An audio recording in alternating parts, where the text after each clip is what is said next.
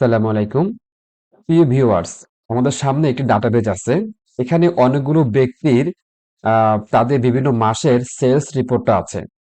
এখন দেখুন, আমি যদি এখানে জাস্ট নামের জায়গা ধরি, আমি control C control V Bablu দিয়ে দিই, তা দেখুন বাবলুর কিন্তু জানুয়ারি মাসের এভারেজ সেলস চলে আসছে। আমি যদি এখন এখানে লিখি ফাহাদ লিখি,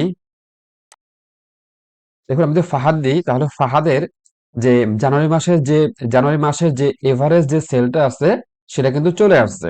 অর্থাৎ ফাহাদ কিন্তু এখানে 878, আর ফাহাদ আরেকটা আছে 504, দুইটাকে যোগ করে 2 দিয়ে ভাগ দিলে কিন্তু আমাদের এভারেজ রেজাল্টটা চলে আসতেছে। তো এই যে কি ডাইনামিক ভাবে আমরা যখনই কারোর নামটা দিয়ে দিই, দেখুন এই যে Bablu, control C control B, দেখুন চলে আসছে। তারপরে Taslima, control C control D. দেখো, যখনই আমরা যার নাম এখানে বসাচ্ছি তারই কিন্তু জানুয়ারি মাসের এভারেজ সেলসটা চলে আসছে।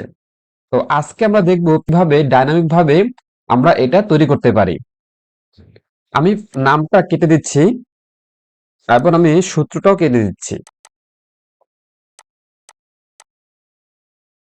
তো যেহেতু আমরা জানুয়ারি মাসের এভারেজ সেলসটা বের করব, তাহলে আমরা এই যে জানুয়ারির যে এভারেজ যে ঘরটা আছে আমরা এখানে যাব।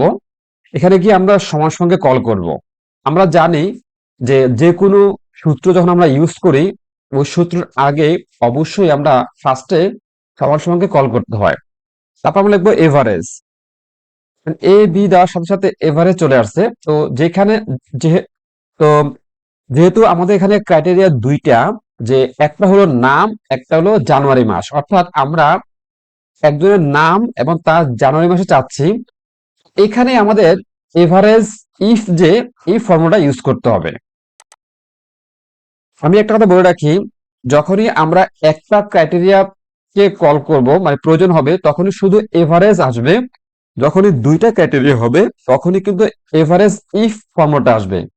আর যখনই ক্রাইটেরিয়া দুইয়ের বেশি হবে তখনই কিন্তু ইফস ফর্মুলাটা আসবে, এটা এভারেজ ইফ যে ফর্মুলাটা আছে সেটা আসবে। তো যেহেতু আমাদের এখানে ক্রাইটেরিয়া মাত্র দুইটা, একটা হলো নাম বসাবো এবং অটোমেটিকলি জানুয়ারি মাসে চলে আসবে, অর্থাৎ আমাদের নাম এবং জানুয়ারি মাস দুইটা ক্রাইটেরিয়ার কারণে আমাদের সূত্রটা হবে এভারেজ ইফ।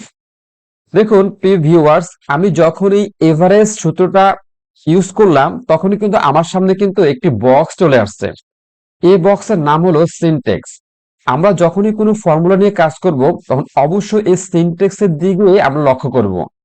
দেখুন, যখন আমি এভারেজ ইফটা লিখে ফেলছি তখনই কিন্তু রেঞ্জটা একটু গাঢ় হয়ে গেছে। অর্থাৎ আমাদের বোঝাচ্ছে তুমি যে এভারেজ করবা, যার এভারেজ করবা তার ঘরটা কোথায় আমাকে দেখা দাও, রেঞ্জ। তাহলে আমাদের নামের রেঞ্জটা কোথায়? এই যে যেহেতু আমি নাম বের করব, নাম লিখবো, নামের রেঞ্জটা আমি সিলেক্ট করে ফেললাম। দেন দেখুন এখানে কিন্তু কমা আছে, আমি কমাটা দিয়ে দিলাম। দেওয়ার পরে অটোমেটিকলি পরটা চলে গেছে, যে ক্রাইটেরিয়া চলে গেছে। অর্থাৎ ক্রাইটেরিয়া কোনটা? এই যে নাম, এই নামে আমি সিলেক্ট করব, দেন আমি আবারটা কমা দিব। এভারেজ রেঞ্জ এখন আমাকে বোঝাচ্ছে তুমি যে নামটা চাচ্ছ, মানে তুমি যে নামটা বসাবা ওই নামটা কোন, মানে ওই নামের ফলাফলটা কোন রোতে আছে অথবা কোথায় আছে সেটা আমরা এই যে আমরা জানুয়ারি মাসেরটাই আমরা সিলেক্ট করে দিব। যেহেতু আমরা জানুয়ারি মাসেরটা বের করব, তাই আমরা জানুয়ারি মাসের যে ঘরটা আছে সেটাকে আমরা সিলেক্ট করে দিব। দেন আমরা ব্র্যাকেট ক্লোজ করে ইন্টার দিব।